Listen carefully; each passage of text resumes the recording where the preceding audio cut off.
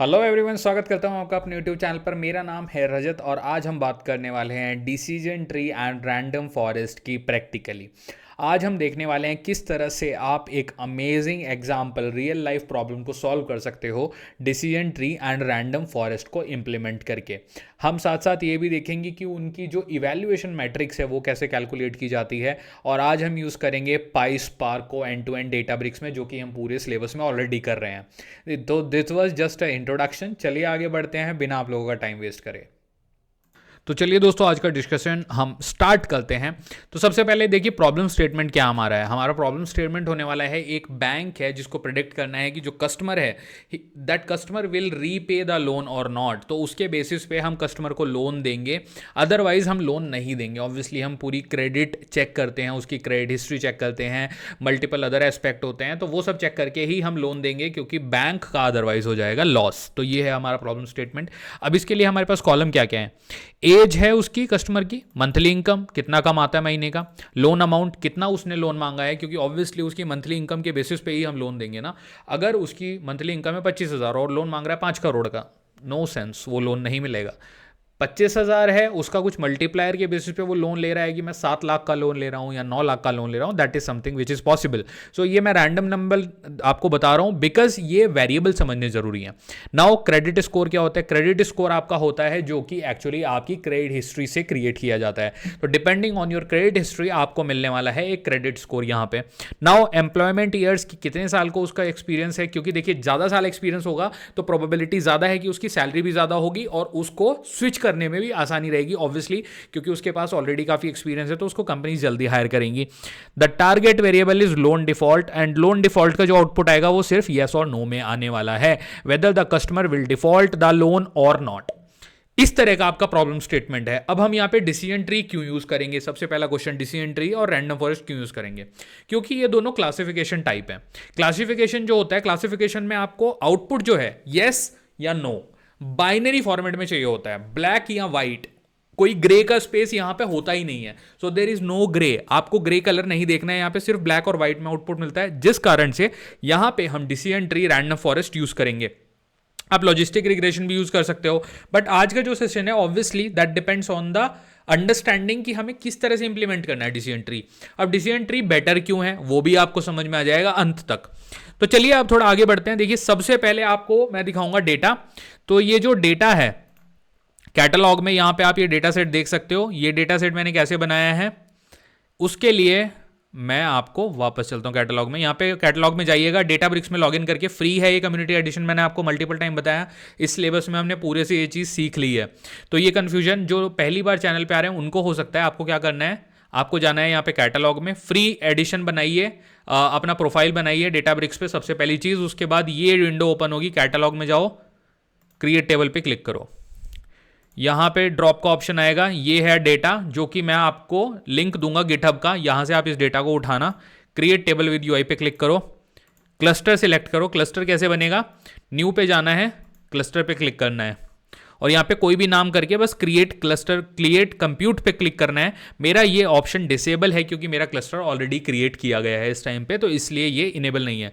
जैसे ही आप इस पर क्लिक करोगे आपका भी क्लस्टर बन जाएगा। वापस चलिए अब कैटलॉग पे, क्रिएट टेबल पे क्लिक करेंगे, वो डिसअपियर हो जाती है चीज़ें, ओके। तो ये मेक श्योर करिएगा।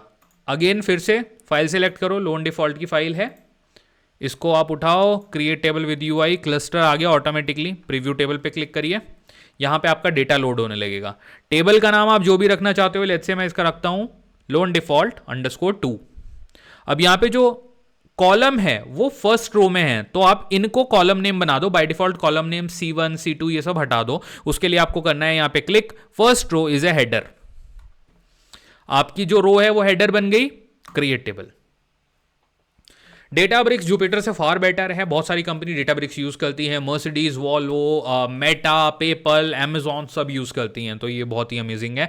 एंड एक और अच्छी बात बता दूं, देखो डेटाब्रिक्स से जो फाउंडर है ना वो वही है जिन्होंने स्पार्क फाउंड किया, तो दैट्स वाई भी ये पॉपुलर है। अच्छा जी, तो आपके कैटलॉग में आपकी टेबल बन गई है यहाँ पे। अब आपको क्या करना है, आप जाइएगा गिटहब पे, वहां पे मैं ये पाथ आपको देने वाला हूं इस वाले कोड का, डिसीजन ट्री का जो मेरा कोड होने वाला है। आप इसको करना वहां से ओपन, और आपको ये विंडो ओपन हो जाएगी। ओके, प्रॉब्लम स्टेटमेंट तो मैंने आपको दिखाई दिया। अब सबसे पहले समझते हैं हम क्या क्या सेशन इंपोर्ट करेंगे। इंपोर्ट का मतलब क्या है कि हमें क्या क्या चीजों की नेसेसिटी है, क्या क्या फंक्शन यूज होने वाला है यहाँ पे। तो अगर आप देखें तो सबसे पहले हम क्या करने वाले हैं, फ्रॉम PySpark पैकेज हम इंपोर्ट करेंगे स्पार्क सेशन को। देन उसके बाद फ्रॉम PySpark ML फीचर हम यहां से इंपोर्ट करेंगे वेक्टर असेंबलर को। वेक्टर असेंबलर की बात हमने लॉजिस्टिक रिग्रेशन, लीनियर रिग्रेशन में ऑलरेडी करी है कि बहुत सारे फीचर का ये क्या करता है, एक वेक्टर बना देता है, सिंगल जगह पे लेके आ जाता है। अब ये जो स्ट्रिंग इंडेक्सर है ये आप लोगों के लिए थोड़ा नया है। ये क्या करता है, most machine learning algorithm include decision tree and random forest can not directly handle categorical strings like yes and no, they work on numeric data, so that's why we need this string indexer. तो ये आप याद रखिए, देखिए string indexer का जो use है वो यही है, क्योंकि मशीन लर्निंग एल्गोरिदम को वो चाहिए होता है। नाउ अगला पैकेज इंपोर्ट करेंगे फ्रॉम PySpark ML क्लासिफिकेशन, क्योंकि it's a type of classification, और हम इस एग्जाम्पल में डिसीजन ट्री, रैंडम फॉरेस्ट दोनों इंप्लीमेंट करेंगे। दोनों पैकेज को कॉल कर लो, दोनों ऑब्जेक्ट यहां पे बना लो। इवैल्यूएशन के लिए पाइथन की मशीन लर्निंग लाइब्रेरी के अंदर से इवैल्यूएशन पैकेज को पुल करो, और उसके अंदर से मल्टी क्लास क्लासिफिकेशन इवैल्यूएटर को आप इंपोर्ट कर लो। तो ये तो हो गया आपका बेसिकली नेसेसरी पैकेज इंपोर्ट करने वाला पार्ट। सबसे पहले अब क्या करो, एक डेटा फ्रेम बनाओ। उसके लिए कमांड आपको ये लिखनी है, ये मैंने आपको ऑलरेडी बताया है, बट फिर भी इस सेशन में एक काम करते हैं, मैं हर एक चीज स्क्रैच से बताता हुआ चलूंगा आपको। अगर आप ऑब्वियसली हो सकता है आप चैनल पे पहली बार आओ, डायरेक्टली इस वीडियो में आओ, तो डेटा फ्रेम बनाने के लिए ये आप सिंटेक्स यूज करोगे, spark.sql और select star from loan default data. ये वही टेबल है जो आपने जस्ट अभी बनाई थी, ये डेटा मैं गिटहब पे डाल दूंगा, आपकी भी टेबल आराम से बन जाएगी। और ये 2 लाइनें लिख देना तो आपका डेटा शो भी हो जाएगा। अब क्या है, क्योंकि मैं ऑलरेडी अपने डेटा को जानता हूं, आप लोग जब रन करोगे तब आप लोग समझ जाओगे। उसके लिए मुझे क्या करना पड़ेगा, डेटा फ्रेम को बनाने के बाद सबसे पहले मुझे उसके ना डेटा टाइप चेंज करने हैं, क्योंकि जो उसके अंदर डेटा टाइप है वो स्ट्रिंग वगैरह है, और जो वेक्टर होता है, वेक्टर के लिए आपको स्पेसिफिक डेटा टाइप चाहिए होते हैं, या तो आपको डबल या इंटीजर वैल्यू चाहिए होती है, अदरवाइज जो वेक्टर है ना उसमें इशू आता है। That is not something which is recommended. Now यहां पे आप डेटा फ्रेम को शो कर रहे हो, डेटा फ्रेम बना रहे हो इन 2 लाइनों में, और यहां पे आप कर रहे हो कंडीशनल फॉर्मेटिंग बेसिकली। उसके लिए आपने क्या किया, फ्रॉम PySpark.sql फंक्शन, इस पैकेज के अंदर से आप कॉलम को इंपोर्ट कर रहे हो। नया डेटा फ्रेम बना रहे हो, उसी डेटा फ्रेम को ओवरराइड करके विद कॉलम, ये सिंटेक्स है। अब पहला कॉलम डाला आपने, कॉल, आपने इसको कॉल कर लिया, ये जो कॉल आपने दिया था इसके अंदर पहले कॉलम का नाम डाला, उसको कास्ट कर दिया आपने डबल में। तो मतलब आप यहां पे सारे वेरिएबल की कास्टिंग कर रहे हो 1 by 1, age, monthly income, loan amount, credit score, employment year, उसकी एम्प्लॉयमेंट हिस्ट्री, सबको कास्ट करके आप यहां पे डबल में कन्वर्ट कर रहे हो। नाउ इंडेक्सर जो है, ये बेसिकली कमेंट पढ़ लीजिए, convert the target variable to numeric using string indexer. तो आप यहां पे क्या कर रहे हो, स्ट्रिंग इंडेक्सर का यूज करके जो आपका टारगेट वेरिएबल है उसको आप एक आउटपुट वेरिएबल में कन्वर्ट कर रहे हो लेबल नाम से। तो लोन डिफॉल्ट हमें चाहिए या तो यस या तो नो, हमारा जो आउटपुट आना चाहिए वो यस या नो की फॉर्मेट में होना चाहिए, और वही यहां पे हम क्लासिफाई कर रहे हैं। नाउ डेटा फ्रेम को यूज कर रहे हैं, डेटा फ्रेम को हम कर रहे हैं फिट लगा के, इंडेक्सर लगा के। ये देखिए ये वाला इंडेक्सर हमने लगाया, उसको फिट, उसकी फिटनेस चेक कर रहे हैं on the data frame, and उसको ट्रांसफॉर्म कर रहे हैं सिंपल डेटा फ्रेम को, एंड देन उसका स्कीमा प्रिंट करा के हम यहां पे देख रहे हैं। तो देखिए थोड़ा सा कॉम्प्लेक्स हो सकता है फर्स्ट टाइम, बट आप लोग ना इसको ना अपने दिमाग में एल्गोरिदम की तरह बिठा लो, क्योंकि इसको समझना, अगर आप इसको समझोगे, this will be taking many days for you, but आप इसको एल्गोरिदम की तरह स्टेप्स बना के अपने नोट्स बनाना है, अच्छे से आप इसको लिख लेना। जो जो चीजें मैं बोल रहा हूं वीडियो को थोड़ा आप इनफैक्ट आई वुड से 0.75 पे देखना, तो आपको चीजें और ज्यादा क्लियर हो जाएंगी। मे बी आपको फास्ट लगे ये, क्योंकि आप नए हो इसमें। तो अब आपको क्या करना है, इतने पोर्शन को रन करना है। इसको मैं करूंगा रन सेल, हमारी स्पार्क जॉब रन हो गई है। नीचे चलते हैं एंड आउटपुट देखते हैं। ये देखिए age, monthly income, loan amount, credit score सब यहां पे आ चुका है, एंड देन सारा कन्वर्जन भी यहां पे हो चुका है। आप देख सकते हो कन्वर्ट प्रॉपरली हो गई हैं चीजें, कोई इशू वहां पे नहीं था। चलिए आगे चलते हैं। Step 2, preparation of the data. अब सबसे पहले आप बनाओगे एक वेरिएबल जिसको आप बेसिकली एक कह सकते हो वेक्टर। तो आप क्या करोगे, ये जो इंपॉर्टेंट वेरिएबल्स हैं अदर देन डिफॉल्ट करेगा या नहीं उसको हटा के एंड आपने असेंबलर में डाला वेक्टर असेंबलर के थ्रू। ये वेक्टर असेंबलर कहां से आया, ये है आपका यहां से वेक्टर असेंबलर का हमने जो पैकेज इंपोर्ट किया था ऊपर देख लीजिए आपने।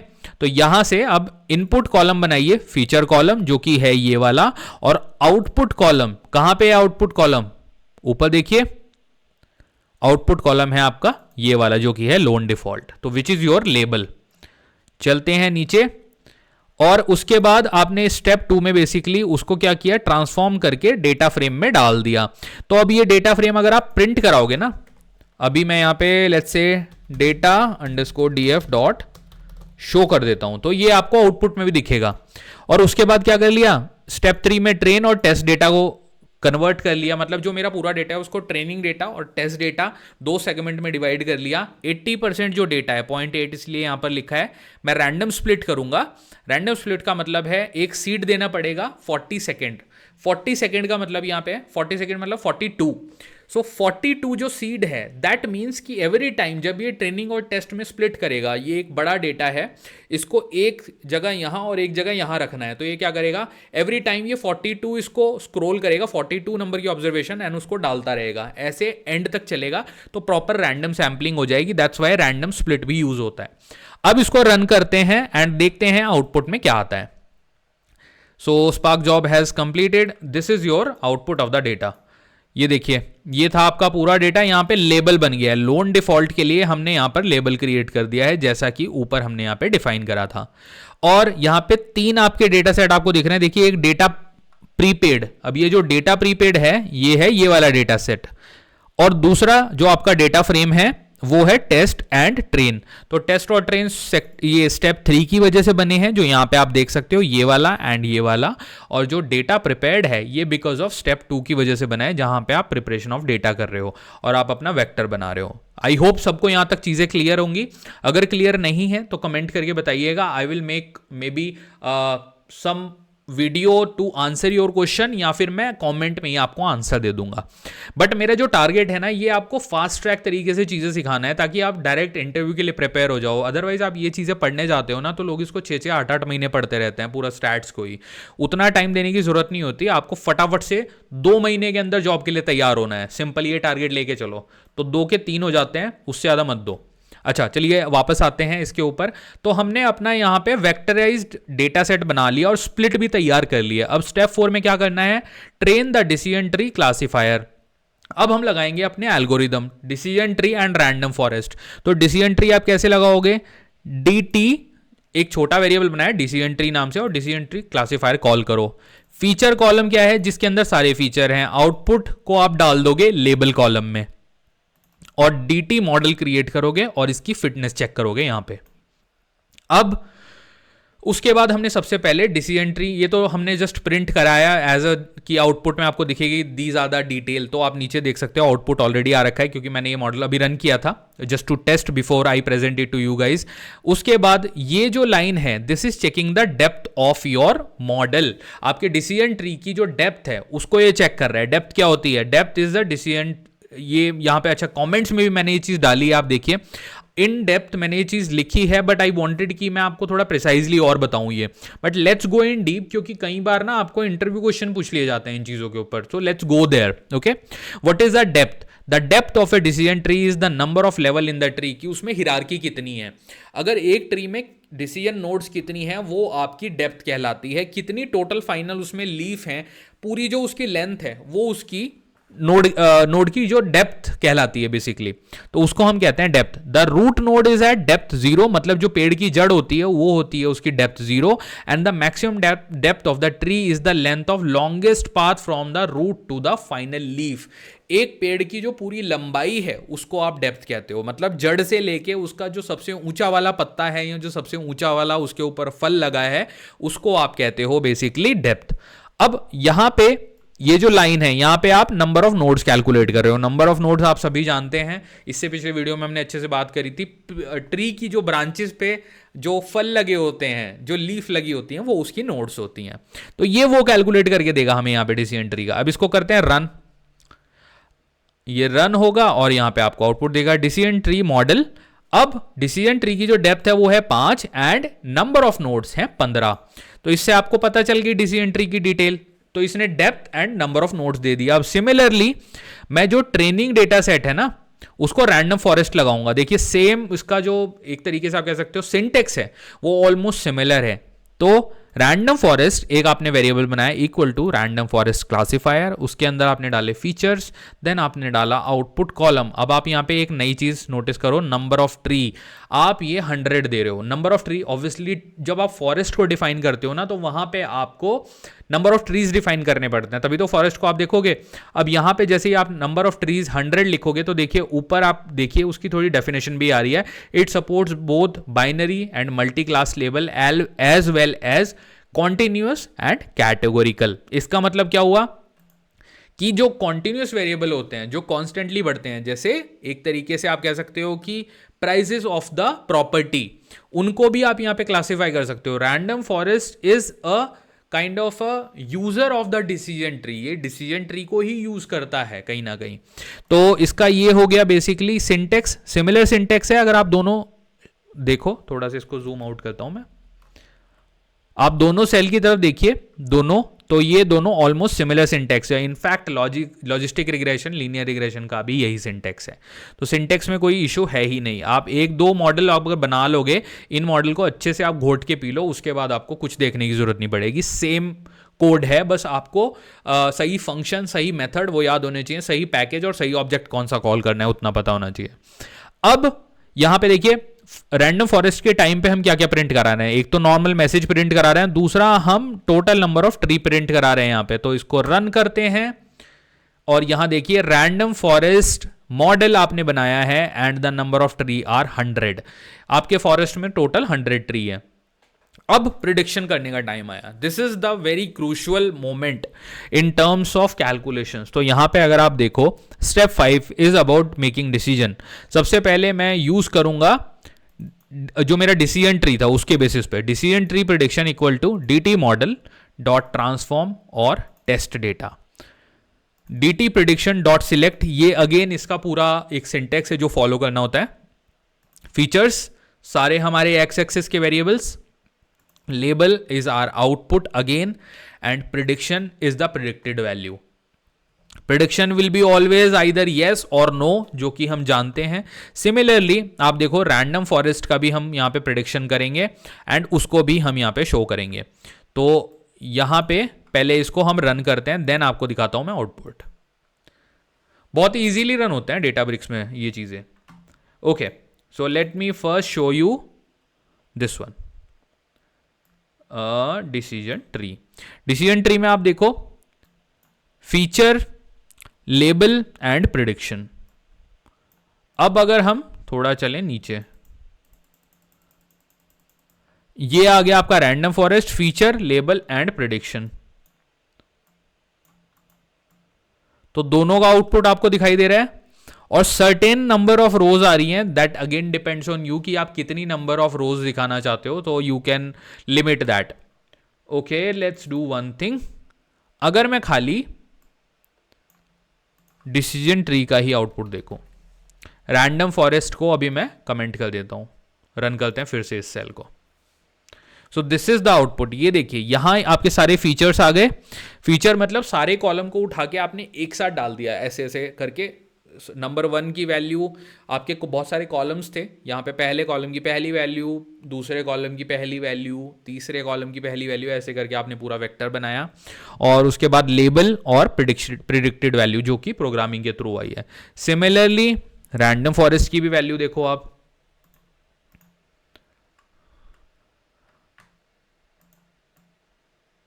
दोनों वैल्यूज आपकी आ गई हैं। तो बेसिकली मॉडल आपका बिल्ड हो गया है। अब आपको क्या करना है, इवैल्यूएशन करना है। इवैल्यूएशन के लिए इवैल्यूएटर को कॉल किया जाता है। अगेन ये सिंटैक्टिकल चीज है, मल्टी क्लास जो हम सबसे ऊपर। अच्छा चलिए पहले यहां चलते हैं, मल्टी क्लासिफिकेशन इवैल्यूएटर, यहां पे आपको समझ में आएगा। ये देखिए मैं इसलिए नीचे नहीं बताया आपको क्योंकि पहले आपको मैं दिखाना चाहता था कि ये हमने ऊपर इंपोर्ट ऑलरेडी किया है। अब चलते हैं नीचे, अब बात होगी इवैल्यूएशन की।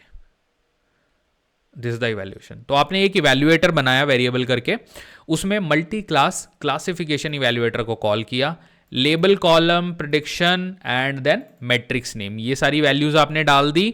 एंड अब चलते हैं evaluation of both the algorithms, पहले decision tree then random forest, दोनों की एक्यूरेसी चेक करेंगे।